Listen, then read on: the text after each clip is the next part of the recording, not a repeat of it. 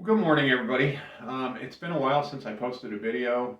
The last one that I posted was actually made quite a while before I posted it. I just wanted to put something up um, for the people that watch my channel regularly.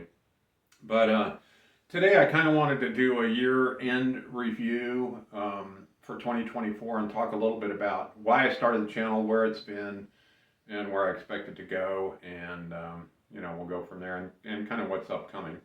So the reason that I hadn't posted very much was Hurricane Helene and Hurricane Milton hit our area really hard in Georgia, South Georgia, and South Florida.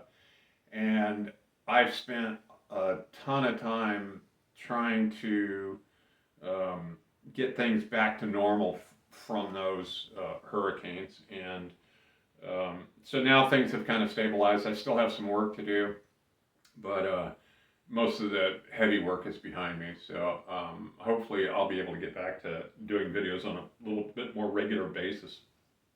I started the channel in 2016 with my first post, which was my last live performance at a place called Terra Firmata in Stuart, Florida.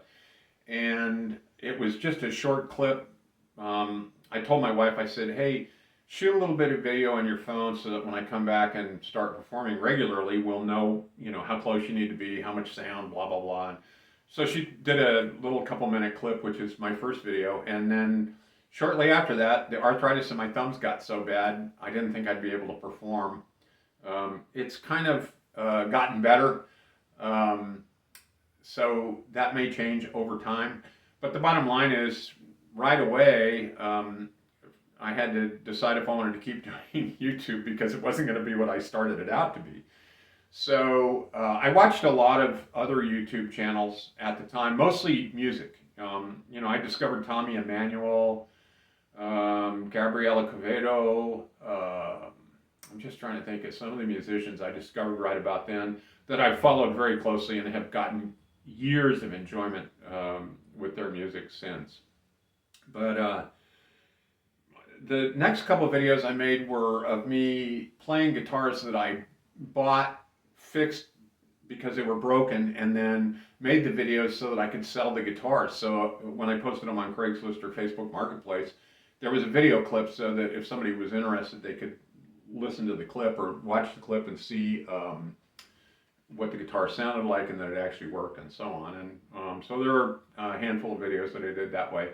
And then because I couldn't really play that much, I started looking at guitars I was interested in just aesthetically or for whatever reason. And so I started buying and not really selling for a profit. I mean, I basically just traded stuff off to get different guitars so that I could talk about guitars that were interesting to me and the features and the benefits about them. Because I have a long history with guitars, I thought, maybe the content will be interesting. And in the meantime, I can do some of my original music because I can sit down and play a song or two before my thumbs are killing me. So I figured that's perfect for YouTube content.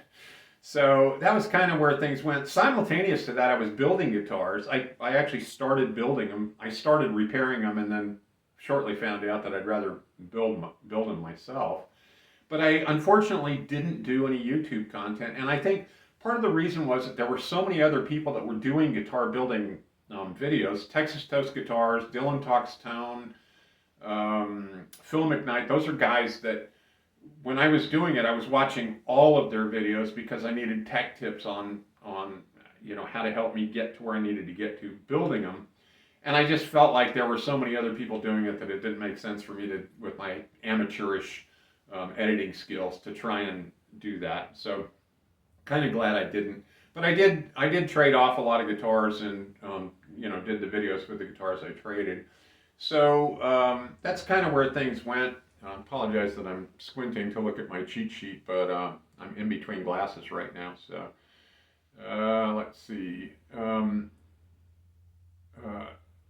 I met some great people through the process of interacting with them on YouTube, and that's been a lot of fun. And people interacting with me.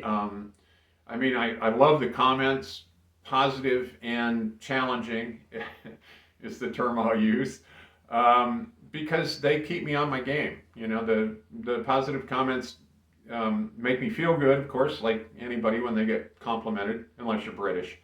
And the more challenging comments are equally as good because they cause me to assess what I'm doing and to work harder to provide content that's valuable and that is interesting. So, and that's knowledge based instead of fiction. There's a lot of fiction on the internet. Um,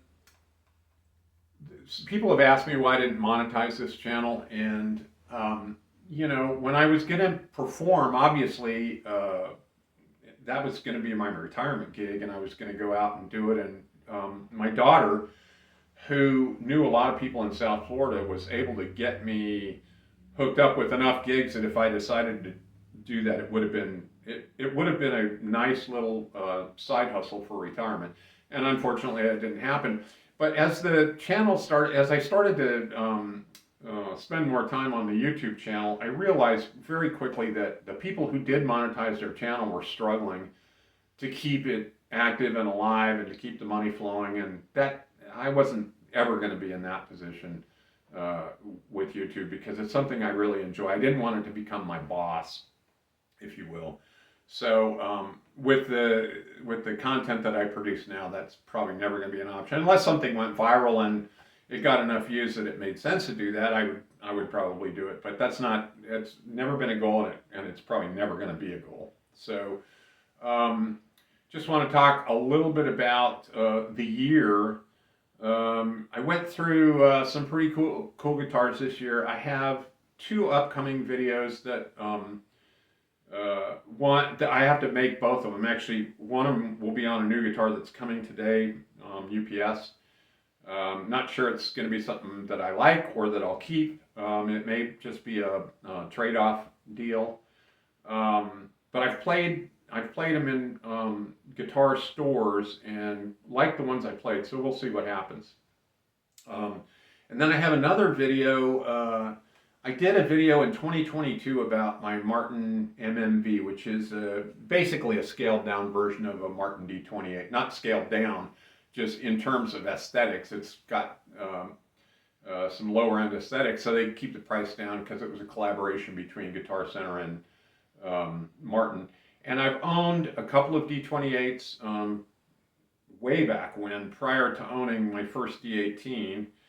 And when I got this MMV, it was like the other D28s I've owned, and something about it I just didn't totally bond with. I like it, I like playing it. It's a spectacular guitar, it sounds beautiful, but it just wasn't, something wasn't clicking, and I wasn't sure why. So I spent a long time trying to trade into a Martin D18, which I've done recently, and I'm going to do a side-by-side comparison with those two guitars, the Rosewood versus the Mahogany, which is really the biggest difference, I think, between the two of them, although there are some other differences. So those are some upcoming videos. But again, just wanted to do kind of a recap of why I started the channel, where it's been, what's happened this year, and where it's going, and wish everybody a Merry Christmas, a Happy New Year, and all of the very best to all of you. Thank you for watching, and I appreciate your support and your comments. So all the best. I'll be back soon.